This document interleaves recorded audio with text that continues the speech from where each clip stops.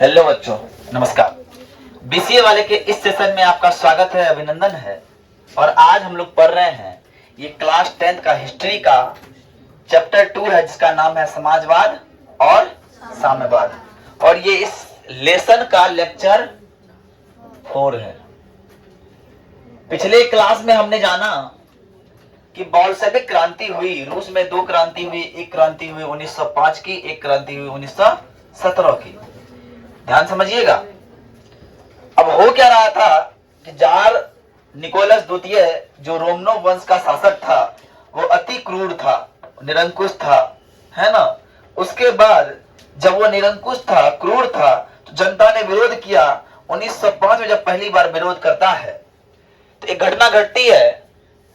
जब एक घटना घटती, इसका नाम है खूनी रविवार।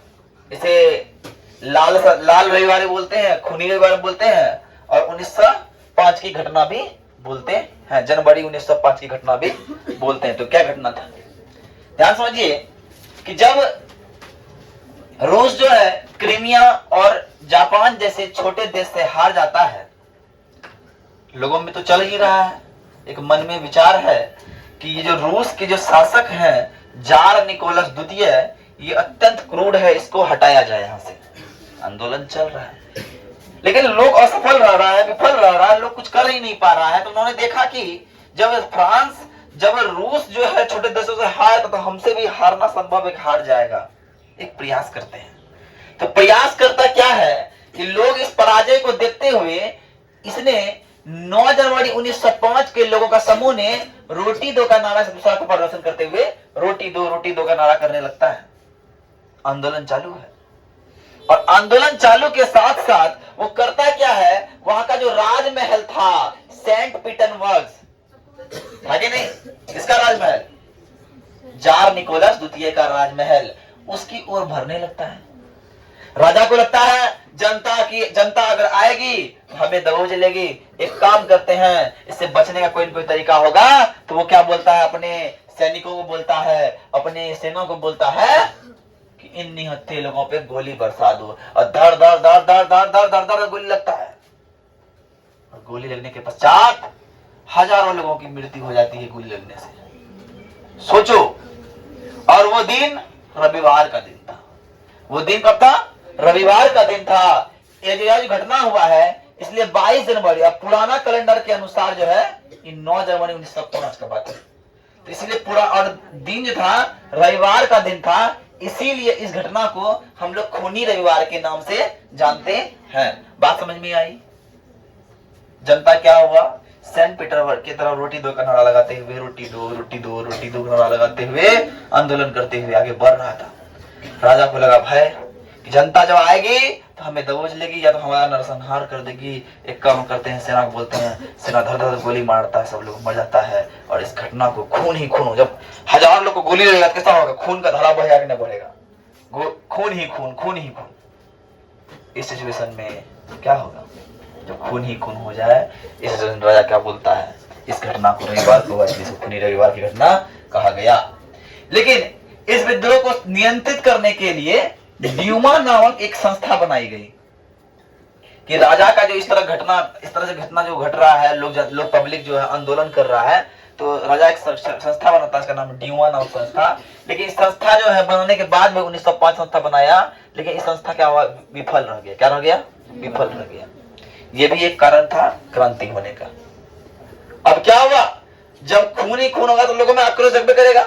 तो जो लोग जिंदा, अब उसको दिक्कत है, राजा ऐसा कर दिया, राजा के प्रति विद्रोह, तो एक बात हो गया। और एक कारण और भी था कि रूस के लोगों में मार्क्सवाद का प्रभाव आ चुका था। मार्क्सवाद कॉल मार्क्स के बातों से ये क्या था, प्रभावित था। रूस के मजदूर क्या थे, कॉल मार्क्स के समाजवाद के विचारों का बहुत बड़ा प्रभाव था। रूस का मजदूर चाहता था कि कॉल मार्क्स जो बोल के गया है, उसका विचार का बहुत ज्यादा प्रभाव था। हम लोग कॉल मार्क्स जानते हैं कौन था, ओके। तो रूस का पहला साम्यवादी है ना, प्लेखानोव, है ना, प्लेखानोव। रूस का पहला समाजवादी कौन था, तो हम कहेंगे प्लेखानोव। पहला समाजवादी था जो रूस की जारशाही और निरंकुश शासकता को समाप्त करके साम्यवादी लाने की चाहता था। वो चाहता था कि रूस का जो जार है, जार की जो निरंकुशता है, राजशाही को हटाकर साम्यवादी व्यवस्था लाया जाए, जिसमें सभी को समान हक मिले, किसी से भेदभाव नहीं किया जाए। इसके लिए क्या करता है, 1898 में Asia association, Russian association democratic party का स्थापना करता है। इसके लिए वो क्या करता है, 1898 में Russian association, Russian social democratic, Russian social democratic 1998 में इसका गठन करता है। लेकिन ये पार्टी बाद में क्या होता है, टूट जाता है और टूट के दो भाग में बढ़ जाता है। कौन भाग होता है, दो भाग में। एक भाग होता है बोल्शेविक और एक भाग होता है मेनशेविक। ध्यान समझिएगा, एक भाग होता है बोल्शेविक, एक होता है मेनशेविक। जब ये दो पार्टी बढ़ जाती है, अलग अलग खंड में बढ़ जाता है, तो मेनशेविक वंश को होता है, ये मध्यम वर्ग का पक्षधर था और ये सर्वहारा वर्ग का पक्षधर था। ध्यान समझिएगा, मध्यम वर्ग जो थोड़ा बहुत अमीर है, सर्वहारा मतलब सर्व लोग जो छोटा मोटा गरीब लोग है, सर्वहारा मजदूर, ये सब जो है गरीब लोग।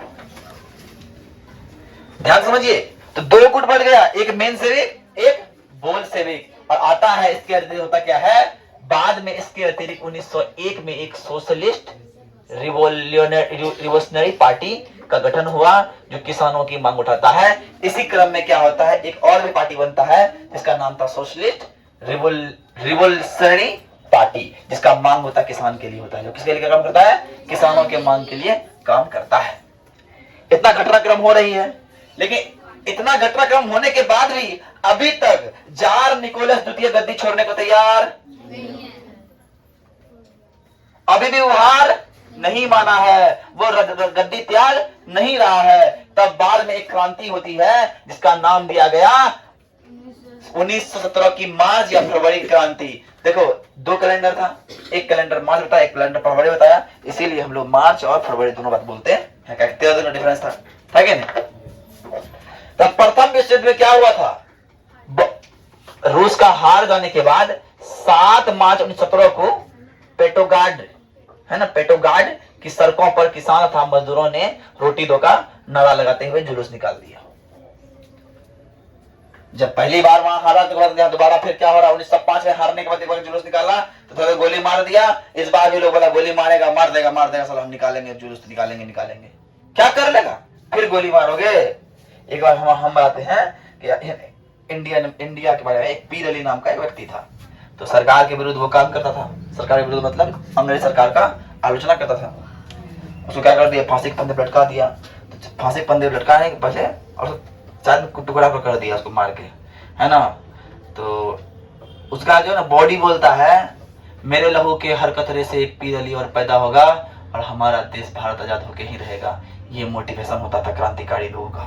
तो यहाँ पे लोग कौन है, ये आम लोग नहीं है। जो क्रांति में खड़ा हो रहा है, जो बदलाव चाह रहा है, उसे हम आम लोग नहीं बोलेंगे, वो क्रांतिकारी लोग है। वो परिवर्तन चाहता है, वो चाहता है बदलाव, परिवर्तन, बदलाव चाहता है, इसलिए वो क्रांति किया है। और क्रांतिकारी लोग कई दशकों के बाद पैदा होते हैं, हर दशक में क्रांतिकारी नहीं आते हैं, कई दशकों के बाद पैदा होते हैं क्रांतिकारी लोग। उनमें से ये लोग थे जिन्होंने 7 मार्च 1917 को पेट्रोग्राड की सड़कों पर किसान और मजदूर दोनों मिलके बोला रोटी दो का नारा लगाते हुए आंदोलन चालू कर दिया।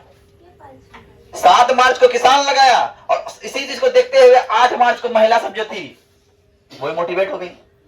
जब हमारा पुरुष जब साथ दे रहा तो हम महिलाएं पीछे क्यों रहे, क्यों ना हम रूस के इस समृद्धि व्यवस्था को लाने में महिलाओं ने अपना कदम निभाता है, महिलाएं अपना कदम से कदम मिलाता है। तो 8 मार्च को महिला लोग क्या करती है, कपड़ा मिल में महिला मजदूर बहुत सारे कारखानों में रोटी दो के मांग पर हड़ताल कर देती है।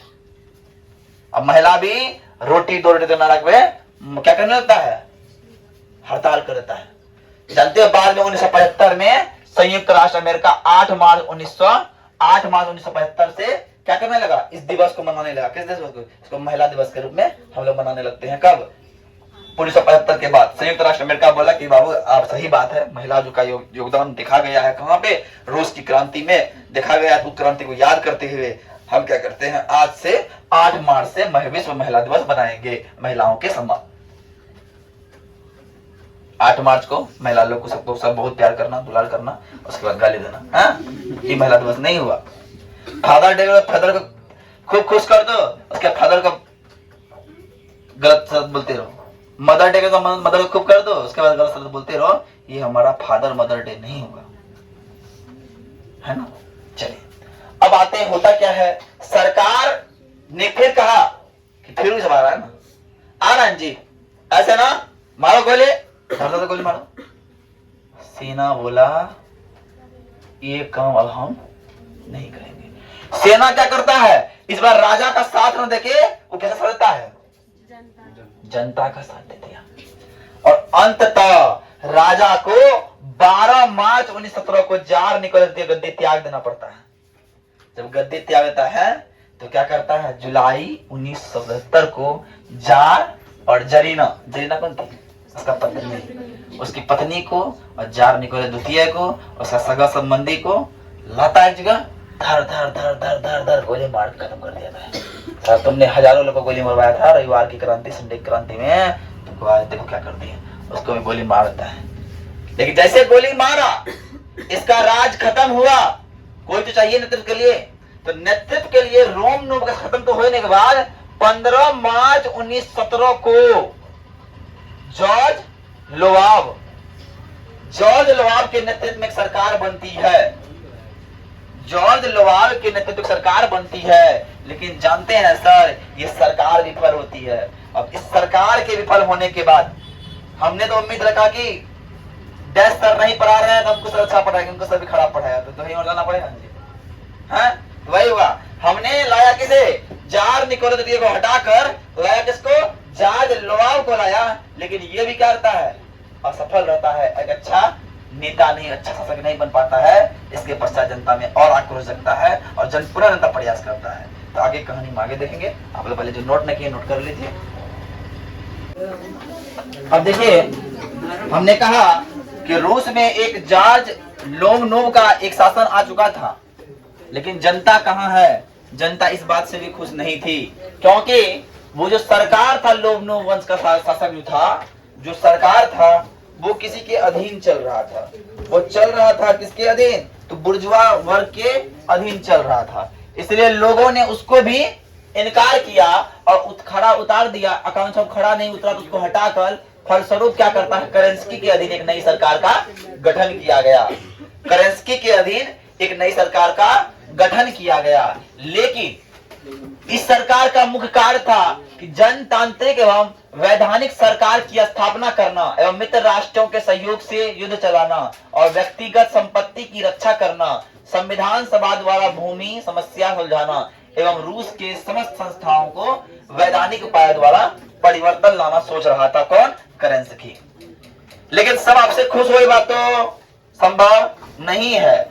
इसी बात से जो थे कुछ लोग जो बोल्शेविक लोग थे, बोल्शेविक लोग कौन, ये सर्वहारा वर्ग इसका सरकार बनने से खुश नहीं था। इसीलिए बोल्शेविक क्रांति हम पढ़ा रहे हैं 17 की, लेकिन बोल्शेविक क्रांति तक खत्म नहीं हुआ है। बोल्शेविक क्रांति का पहला अध्याय खत्म हुआ कि जिसके कारण हमने जार निकोलस द्वितीय को उखाड़ फेंका, लेकिन उसका दूसरा अध्याय चालू करता है। एक आता है महान क्रांतिकारी जिसका नाम था लेनिन, और वो परिवर्तन लाता है।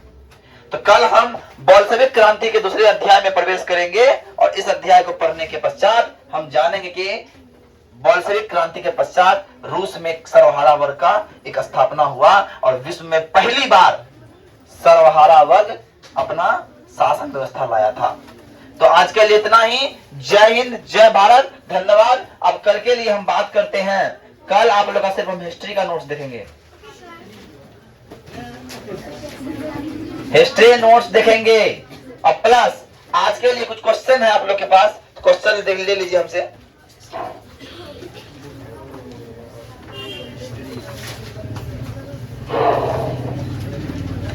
पहला क्वेश्चन लिखिए, क्वेश्चन आप लोग कहीं से बना के लाना है, पूंजीवाद क्या है।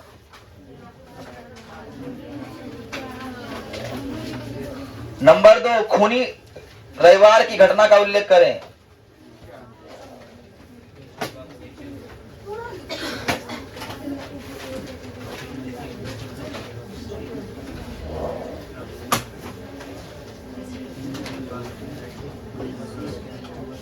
उसके बाद रूसी क्रांति के किन्हीं दो कारण को लिखें। रूसी क्रांति के किन्हीं दो कारण को लिखें। उसके बाद